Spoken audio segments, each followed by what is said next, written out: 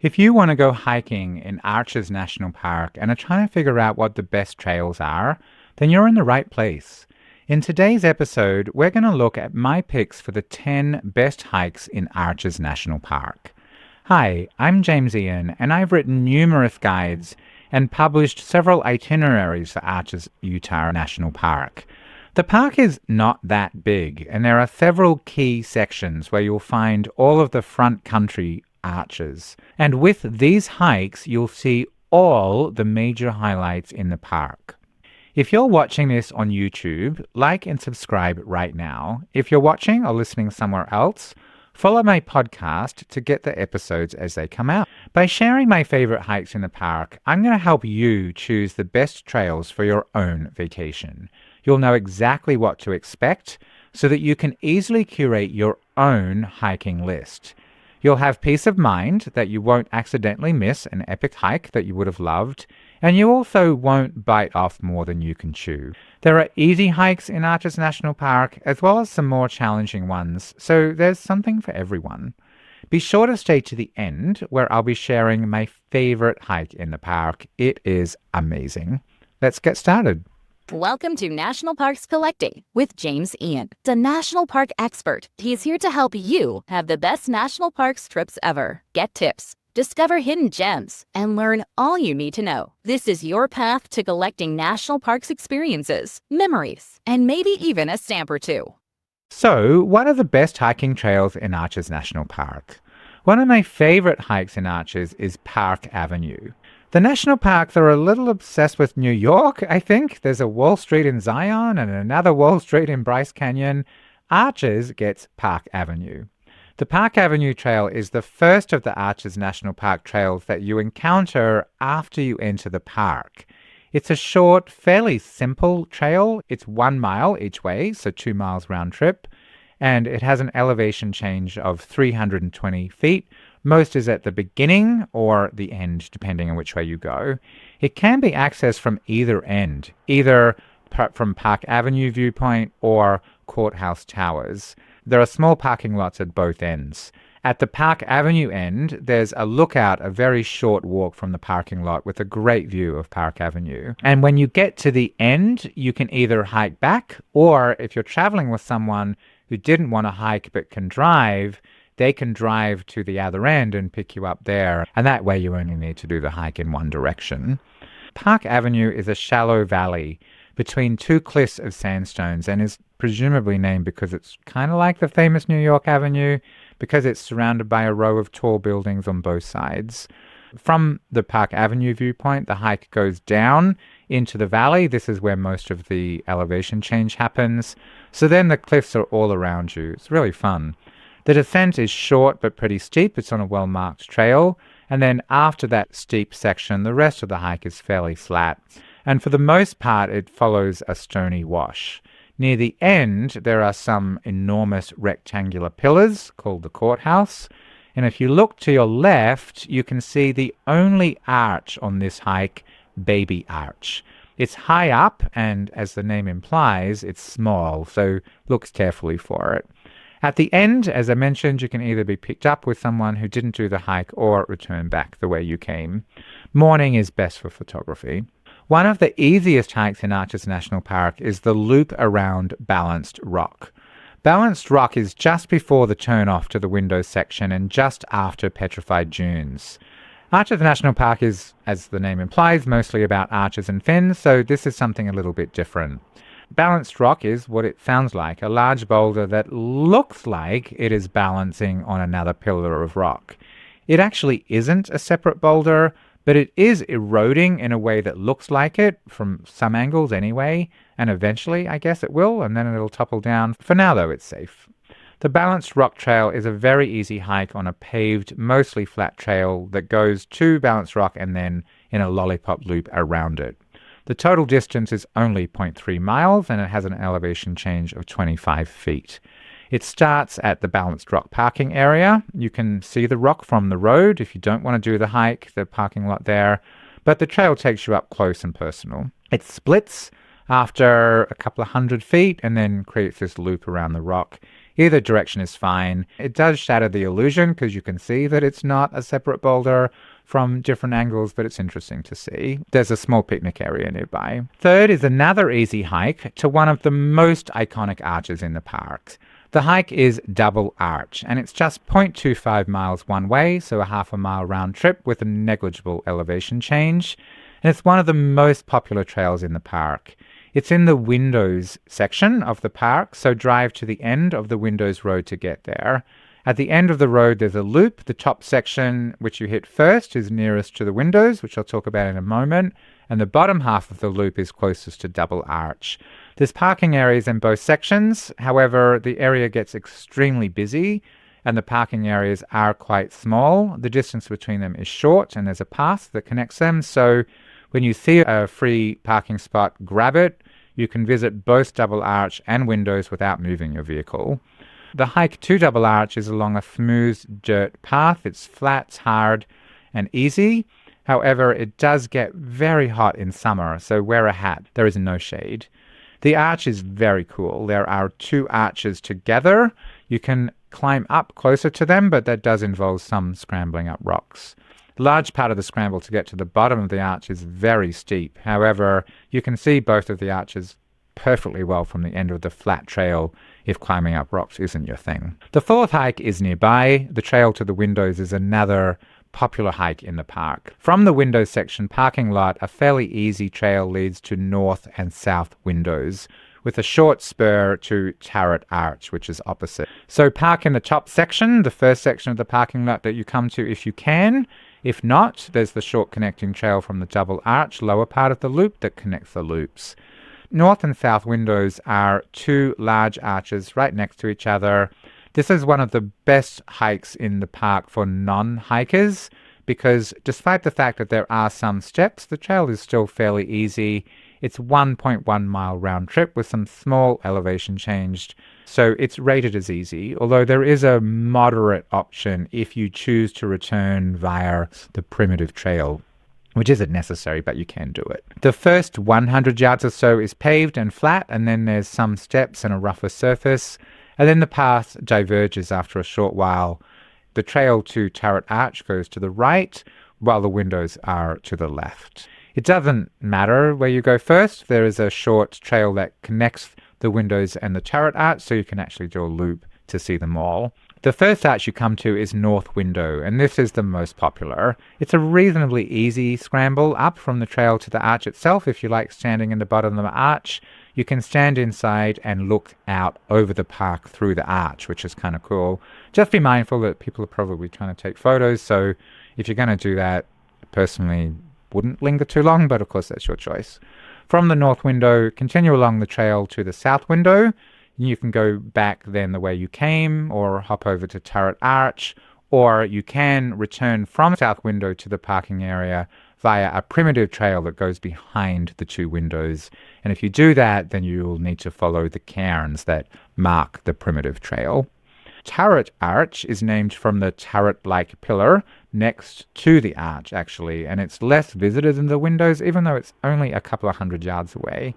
There's a bit of an incline with some steps to get there, and then when you go through the arch, turn around and you can look back and see the windows framed through Turret Arch, which I think is kind of cool. Next up is the hike to the most famous arch in the park, Delicate Arch.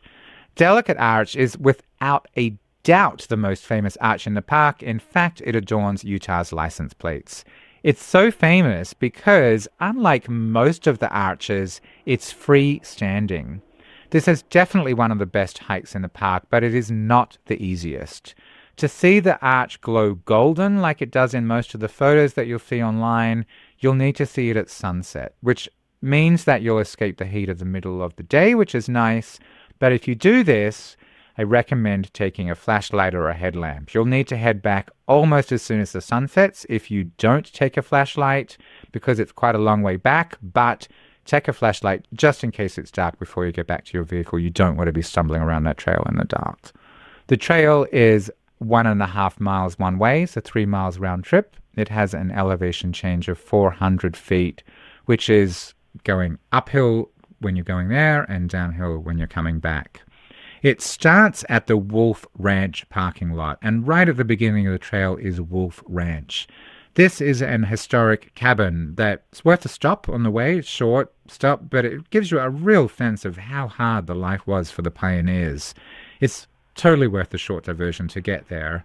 And then soon after, the trail crosses a bridge over Salt Wash.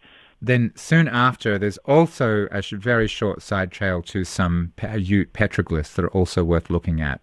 And then the trail heads up some open slip rock. This is very exposed and hot in the summer. Make sure you have plenty of water.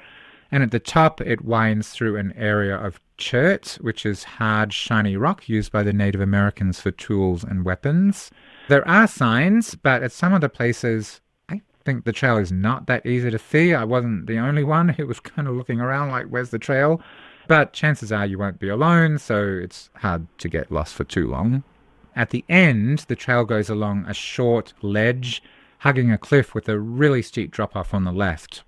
Not great if you're afraid of heights, but it's wider than you think it is. But when you do this, keep a lookout for a tiny arch, twisted donut arch on your right. And then you round a corner and bam, one of the most breathtaking views that you will ever see in your entire life. Photos do not do Delicate Arch justice.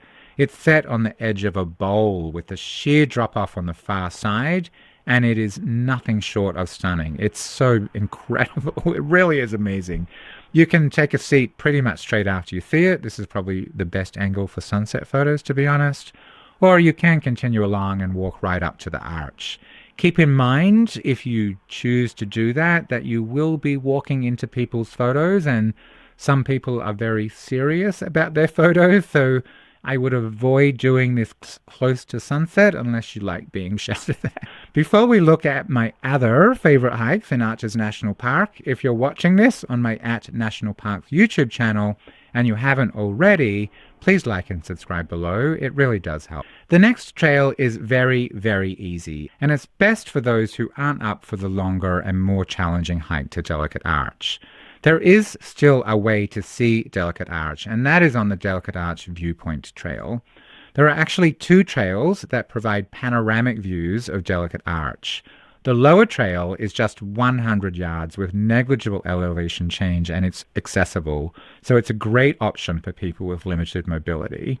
It's a very easy 0.5-mile walk from the Viewpoint parking lot to a spot where you can look through and see Delicate Arch. Note, though, that the arch is 3/4 of a mile away, so it's a distant view of the arch. But it's better than nothing for sure, and it's good to see it in relation to everything else.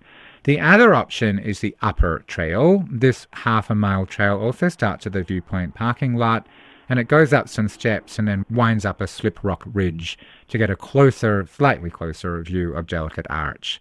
The elevation change is 200 feet for this trail. I've been early in the morning, and you can see the shadows recede across the arch until most of the arch is lit up with the early morning sun, which is kind of nice. Although it's a little closer than the lower trail, it is still a distant view, and I would definitely recommend binoculars and a zoom lens if you're doing this. Next up is a great hike that you may well see very few people on for at least part of it.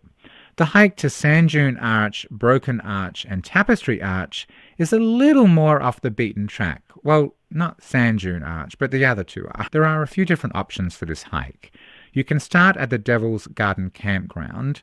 If you do this, start at the toilet block near campsite number 40, and you'll end the loop between campsites number 51 and 52, or vice versa, the order doesn't matter, which I recommend. Or you can start at the Sand Dune Arch trailhead parking area and do the loop from there. You can choose just to walk to Sand Dune Arch from that to specific trailhead and parking area. It's just 0.2 miles one way. So if you're up for a much shorter hike, that's definitely a great option. From the campground to Sand Dune Arch only is 1.25 miles. I don't know why you would do that, though. If you're going from the campground, you should include the other arches as well. Let's take a quick look at each of those arches. First up, Sand Dune Arch. Now, this is actually very cool, literally and metaphorically, and easily one of the best short hikes in the park. The arch is well concealed, but the path is very obvious. You enter through this narrow crevice between two fins, which opens up into a small enclosed area surrounded by rock walls and covered in soft sand. When you first get there, you wonder where the arch is. And then after you go a little bit of a short distance, wow, there it is off to the right, with the small sand dune at its base, hence the name. This is a shady area for most of the day that's good for young kids on hot days. It is fairly small though, so it can get very crowded. So I recommend heading there late in the afternoon to beat the crowds. There's a parking lot just off the main scenic road, and you can definitely just visit the arch and leave it there. However, there are a couple of options if you also want to see Broken Arch and Tapestry Arch. Broken Arch is actually not broken, despite the name, but there is a crack in the top that makes it look like it's broken, and I guess one day it probably will be. But right now, it's an optical illusion. There are a couple of different options to get here. From Sand Dune Arch, a trail leads off to the left that takes you through the scrub and on soft sand to Broken Arch. And then you can return back the way that you came, or you can climb through the arch and continue along to get to a side trail that takes you to Tapestry Arch. The main trail continues all the way from there to Devil's Garden Campground. To do this in reverse, then you would start at the toilet block near campsite 40 or between campsites 51 and 52 in the Devil's Garden Campground. From there, the trail winds through open blackbrush and sage flats, and then you can go to Tapestry Arch and Broken Arch, and then you can go through Broken Arch to continue to Sand Dune Arch. It's a pretty easy stroll through a sandy area, though, which makes it a little harder. If you want a bit of a break from hiking and you kind of want to cheat, you want to see all three of them, you can hike from the campground to Tapestry and Broken Arch, go back, and then drive to the Sand Dune Arch parking area and do the really short walk from the trailhead there. From the campground to Broken Arch is 0.6 miles each way. From the Sand Dune Arch parking lot to Broken Arch, also 0.6 miles each way. The elevation change is negligible, but a lot of the trail is soft sand, which makes it harder than it may seem otherwise. The other arch that you can include on this hike is Tapestry Arch. This is a cool and large arch that's not nearly as visited as most of the others because you need to hike on soft sand to get there, maybe. The thing that I really love about this arch is that there are 3 other proto-arches. So these are other arches that are currently forming next to it in the same fin. So you can see all 4 of them together, and you can kind of see how the arches are becoming formed. You can clamber up to the top of the base and stand inside, although of course climbing on top of the arches is not permitted. Next up is another easy hike, very easy hike actually, and that's the trail to Skyline Arch. It's really not much of a hike, to be honest. In fact, you can see Skyline Arch from the parking lot, and you can also see the back of it from the Devil's Garden Campground. It's high up at the top of a cliff, so you can't hike to the arch itself, but if you want, you can hike to the base of the cliff, and it's just a short 0.2 miles each way walk from the Skyline Arch parking lot. The elevation change is negligible. An interesting fact about Skyline Arch, until 1940, the arch was half blocked, and then in 1940, that blocked half tore loose and tumbled down to the bottom. So the short trail that you take ends at the rockfall, and seeing the huge boulders that were actually up in that arch is pretty impressive. The trail is sand, but it's short and mostly flat, so it's a simple hike that you don't need to be very fit to do. The next hike is completely the opposite. If you're looking for a challenging, interactive hike, then the trail through Fiery Furnace is for you. Fiery Furnace is a labyrinth of narrow passageways between tall fins. It's named for the flame color that it takes on when the late afternoon sun hits the rocks. It's not named for the heat. In fact, it's often surprisingly cool because the tall walls prevent direct sunlight getting in there. I think it's a highlight of the visit to the park. However, it's not as simple to access this trail as the others. You can't actually go there except for 2 options. One is a ranger-led hike, and these are offered between May and September typically. You do this with a group of maximum 16 people, and you can book online. There's a link in the show notes below. 6 months in advance, or at the visitor center up to 7 days in advance. I recommend booking online. It's very popular, and spaces are limited and it does fill up. If you booked online, then you still need to check in at the visitor center and pick up your ticket before you go to the trailhead. So you can't just go to the trailhead with proof of your online reservation. You need to pick up the tickets up to 4 days or at least 1 hour before your scheduled hike. And of course, you will need to allow time to get from the visitor center to the hike, hence the hour before, I guess. No children under 5 are permitted, and you wouldn't want them anyway. It wouldn't be safe. There are usually 2 morning tours, 9 a.m. and 9:30 a.m. They last about 2 hours. These can be reserved online, plus there are sometimes afternoon tours that can only be purchased at the visitor's center. The other option, if you don't want to hike with a ranger, is to get a special permit from the visitor center up to 7 days in advance. There aren't any online or phone bookings for them. You can't stay overnight there, and you need to watch a video before you go. It is a labyrinth and very easy to get lost.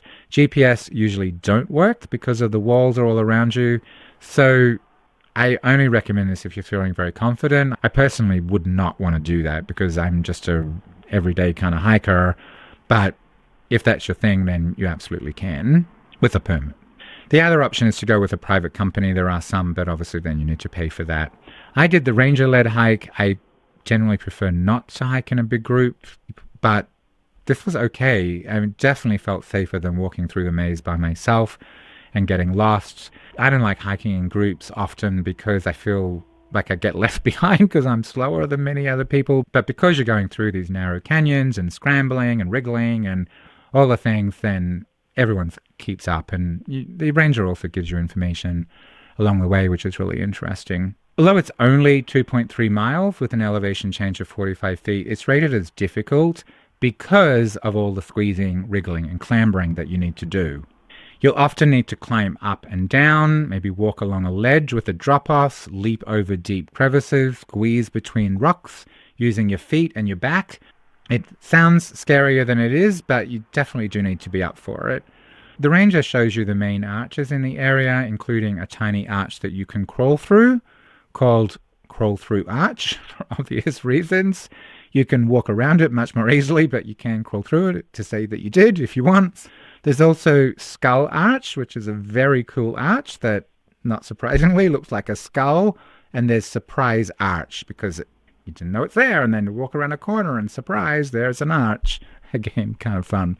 The ranger also gives you lots of information that you wouldn't get by going alone, so it's definitely worth it. What's my number one hike in Arches National Park? So far, today we've seen 9 incredible hikes. There's just one more left. Stay to the end to hear my absolute favorite hike in the park. But before we do, you may be thinking, these all sound awesome, but how do I coordinate all of these hikes into an itinerary that makes the most sense for me? The hikes have different difficulty levels. They're in different parts of the national park. They have different highlights. This was one of the main things that I took into account when I created my Arches National Park itineraries. In addition to all these things, timing is key. You need to coordinate to get a parking spot. You want to cater to everyone in your group if you're traveling with other people, which can be tricky sometimes. So I created these super detailed itineraries. There's a 1-day itinerary and there's one for 2 and 3 day trips. Obviously, the longer the itinerary, the more hikes that you can do. But with the 3-day itinerary, you can do them all. They include different options for doing alternate hikes to the same views where possible, and alternatives for the same area in the park for people who don't want to do these hikes or for non-hikers who want easier options. You can find the link to the itineraries page at the top of the description box below, but we can take a quick look now.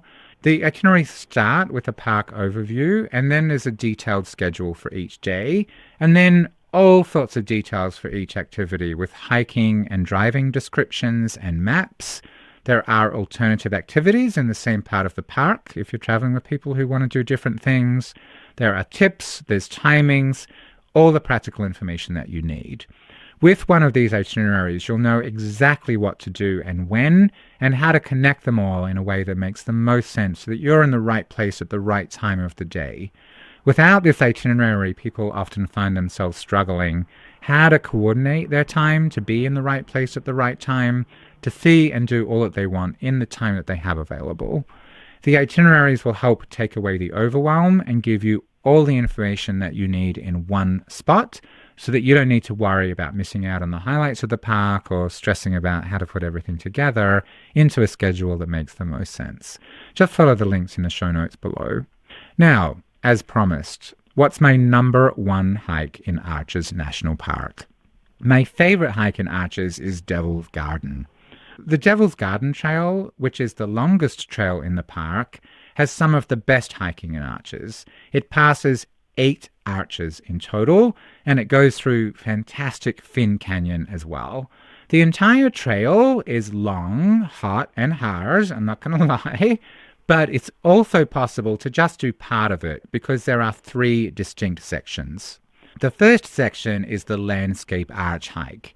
And this is an easy paved trail with very little elevation change, and it's just 0.8 miles one way.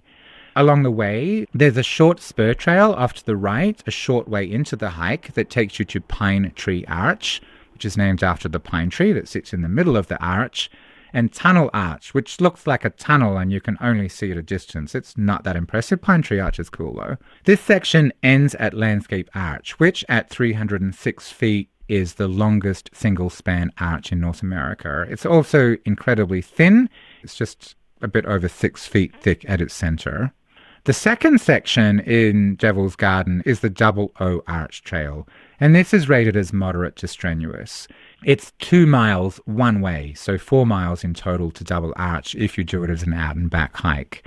From Landscape Arch, it continues on and it goes over exposed narrow ridges along the top of fins in some sections with drop-offs on both sides, so it's not great if you have a fear of heights. It is manageable though. I have a fear of heights and I was okay. This section is definitely more difficult and it includes some steep crevices where steps have been cut into the rocks. The trail is not recommended if there's lightning, snow or ice. On the way between Landscape Arch and Double O Arch, there is a side spur trail that goes off to the left and up to Navajo Arch and Partition Arch, which is the arch that you can see way up high from the viewpoint for Landscape Arch. It's worth taking the side trip in my opinion, as they are both really great. Back on the main trail, there is a very distant and kind of underwhelming view of Black Cave Arch before ending at the truly stunning Double O Arch. Climb up through the smaller O and then up a small rise on the other side and then look back for the best view of the Double O. From there, you can either go back the way that you came or you can take a primitive trail back, making a loop. Before you do that, you can actually see a pillar off in the distance and a small sign indicating a path to Dark Angel. That pillar that you can see is Dark Angel. It's not super exciting, and if you're feeling tired and hot, you could skip it. But if you have some energy, you can take the out and back spur trail out to see the rock pillar up close. Then from Double O Arch, you can return the way that you came back to the Devil's Garden parking area. But if you're feeling up for an adventure, then I recommend taking the primitive trail back. This goes via Fin Canyon, and along the way, a short side trail takes you to Private Arch. The primitive trail involves wading through a pool of water that is sometimes dried up, but you should be prepared for it, frequent scrambling, and rocky surface hiking on a less developed trail, which can be difficult to follow in places. The trail is marked by rock cairns and logs, and you do need to pay attention to avoid getting lost. I'm fine with it, but I have met people who said that they were wandering around for half an hour not knowing where they were. So be careful and really mindful of following the cairns when you're there. Taking the primitive trail adds an extra mile to the return trip from Double O Arch, making the total loop 7.2 miles. I don't recommend it when the rock is wet or snowy. It's great fun though, if the weather's nice. If you want help planning your trip, check the links in the description box below. There's a bunch of planning and booking resources that you can use to plan and book your trip. And keep watching my videos to get even more help so that you can have the best national parks vacation ever. And if you want to get notified about the next episode, subscribe and click below.